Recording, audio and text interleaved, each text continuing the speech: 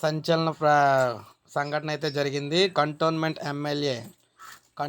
MLA దారుణంగా మృతి. కారు ప్రమాదంలో బారాస ఎమ్మెల్యే లాస్స నందిత కన్నుమూత.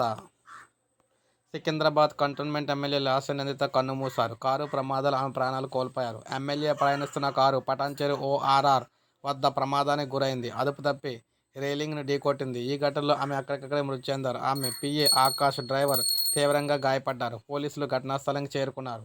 ఇటీవల ఎమ్మెల్యే లాస్య నందిత రోడ్డు ప్రమాదంలో గాయపడ్డ విషయం అందరికీ తెలిసిందే. నల్గొండలో బారాస బహిరంగ సభకు హాజరై తిరిగి వస్తూ ఉండగా నార్కట్పల్లి సమీపంలో చర్లపల్లి వద్ద ఆమె ప్రయాణిస్తున్న కారు ఆటో ఢీకొట్టింది. ఇంతలోనే మరో రోడ్డు ప్రమాదంలో ఆమె ప్రాణాలు కోల్పోయారు. దివంగత నేత సాయన్న కుమార్తె లాస్య నందిత గత ఏడాది ఫిబ్రవరి 9న సాయన్న మృతి చెందారు. ఇటీవల జరిగిన అసెంబ్లీ ఎన్నికల్లో ఆమె కంటోన్మెంట్ నుంచి పోటీ చేసి గెలుపొందారు. సో ఈ విధంగా చూసుకుంటే సీఎం రేవంత్ దిగ్భ్రాంతి అయితే వ్యక్తం చేయడం జరిగింది. నందిత అకాల మరణం తీవ్ర దిగ్భ్రాంతి గురి చేసిందని చెప్పేసి రేవంత్ రెడ్డి అన్నారు. ఆమె కుటుంబ సభ్యులకు ప్రగాఢ సానుభూతి తెలియజేస్తున్నామన్నారు. నందిత తండ్రి సాయన్నతో తనకు సన్నిహిత సంబంధాలు ఉన్నాయని తెలిపారు. ఆమె ఆత్మకు శాంతి చేకూరాలని భగవంతుని ప్రార్థిస్తున్నానన్నారు. లాస్య నందిత మృతిపై మాజీ ముఖ్యమంత్రి కేసీఆర్ దిగ్భ్రాంతి వ్యక్తం చేశారు. ఆమె కుటుంబ సభ్యులకు ప్రగాఢ సానుభూతి తెలియజేశారు. అతి పిన్న వయసులో ఎమ్మెల్యేగా ప్రజామరణలో పొందారని, రోడ్డు ప్రమాదాలు అకాల మరణం ఎంతో బాధనైతే కలిగించిందని చెప్పేసి అన్నారన్నమాట. సో ఈ విధంగా ఈవిడైతే చనిపోవడం అయితే జరిగింది. ఇప్పుడే అప్డేట్ వచ్చింది. ప్రతి ఒక్కరు ఒక లైక్ చేయండి, అందరికీ తెలుస్తుంది. సబ్స్క్రైబ్ చేసుకోకపోతే మన ఛానల్ సబ్స్క్రైబ్ చేసుకోండి.